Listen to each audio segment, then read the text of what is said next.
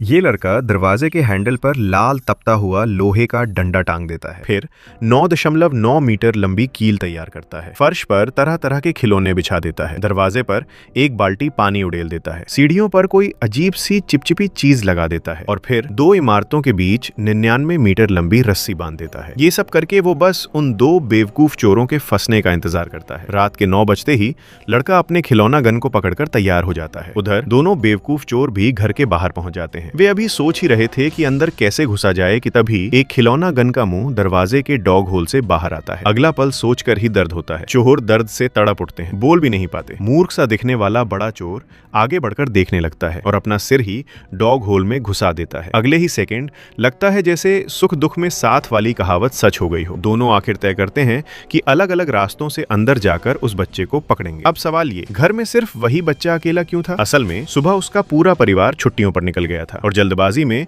सबसे छोटे बच्चे को घर पर ही भूल गए। जैसे ही वे फ्लाइट में बैठे तभी एहसास हुआ कि कुछ तो भूल गए हैं। लगता है माता पिता का दिल काफी बड़ा है। उधर बच्चा जागा तो देखा घर में कोई नहीं। ये देखकर तो वो खुशी से पागल हो गया। सोचा शायद उसका क्रिसमस वाला ख्वाहिश पूरी हो गया। बिस्तर पर कूदना, अंदर स्लाइड बनाकर झूलना, हाथ में खिलौना गन लेकर प्रैक्टिस करना, हागन-डाज़ का पूरा टब खा जाना, बिना रोक टोक के दिन बहुत मजे में जा रहा था। पर उसे क्या पता था कि 2 बेवकूफ चोर उसके घर पर नजर बनाए हुए हैं। जब दोनों चोर पहली बार दरवाजा खोलने ही वाले थे तभी लड़के ने घर की सारी लाइटें ऑन कर दी। दोनों डर गए, अरे अंदर कोई है, और भाग खड़े हुए। अगले दिन वे वापस आए, देखा कि पूरा बंगला रोशनी से चमक रहा है। अंदर सिंगिंग डांसिंग पार्टी हो रही है। वे हैरान थे क्योंकि उन्होंने पिछले दिन परिवार को जाते हुए देखा था। असल में ये सब बच्चा रस्सियों से खिलौनों और मॉडल्स को चलाकर हकीकत जैसा सीन बना रहा था। चोर फिर भाग गए, लेकिन वे दूर नहीं गए। थोड़ी दूरी से बैठकर घर को ध्यान से देखने लगे। सुबह बच्चा क्रिसमस ट्री बनाने बाहर निकला तो चोरों को सच्चाई समझ आ गई। ये बच्चा उन्हें बेवकूफ बना रहा था। वे चुपके से दरवाजे पर आकर दोबारा जांच करते हैं। सच में घर पर वही बच्चा अकेला है। फिर दोनों तय करते हैं कि रात 9 बजे दोबारा आएंगे। उनकी पूरी बात लड़के ने सुन ली। अब वो अपना खुद का बनाया हुआ ट्रैप प्लान निकालता है और रात को आने वाले उन 2 चोरों का स्वागत करने की तैयारी करता है।